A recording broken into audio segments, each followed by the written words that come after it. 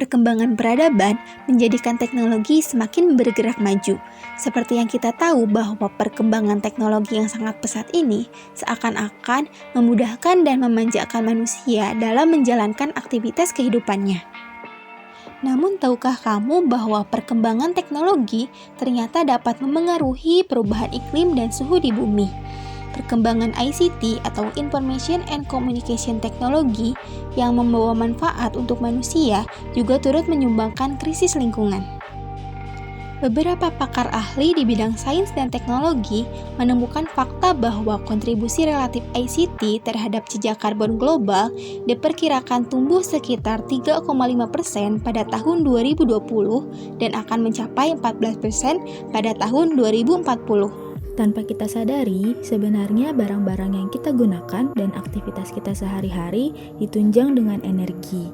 Pemakaian barang-barang elektronik, listrik untuk tempat tinggal, bahan bakar kendaraan, sampai sandang pangan kita membutuhkan banyak sekali energi. Salah satu sumber energi yang mengandung karbon dan masih banyak digunakan adalah batu bara.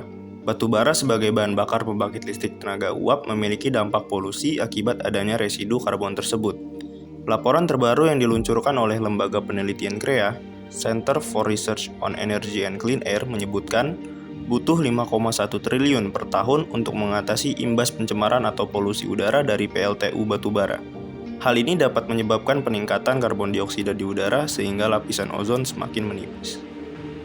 Selain dari polusi PLTU batubara, beberapa produk yang dapat menyebabkan penipisan lapisan ozon antara lain produk yang mengandung BPO atau bahan perusak ozon seperti CFC atau HFC, gas freon, dan halon. Beberapa produk yang masih menggunakan senyawa tersebut antara lain kulkas, pendingin ruangan, dan hairspray. Salah satu bentuk kerusakan di bumi yang kita rasakan adalah efek rumah kaca. Efek rumah kaca merupakan istilah yang digunakan untuk menggambarkan bumi memiliki efek seperti rumah kaca, di mana panas matahari terperangkap oleh atmosfer bumi. Gas-gas di atmosfer seperti karbon dioksida dapat menahan panas matahari sehingga panas matahari terperangkap di dalam atmosfer bumi. Normalnya, pada siang hari matahari menyinari bumi sehingga permukaan bumi menjadi hangat, dan pada malam hari permukaan bumi mendingin. Akan tetapi, akibat adanya efek rumah kaca, sebagian panas yang harusnya dipantulkan permukaan bumi malah diperangkap oleh gas-gas rumah kaca di atmosfer. Inilah mengapa bumi menjadi semakin hangat dari tahun ke tahun. Salah satu dampak efek rumah kaca adalah terjadinya pemanasan global.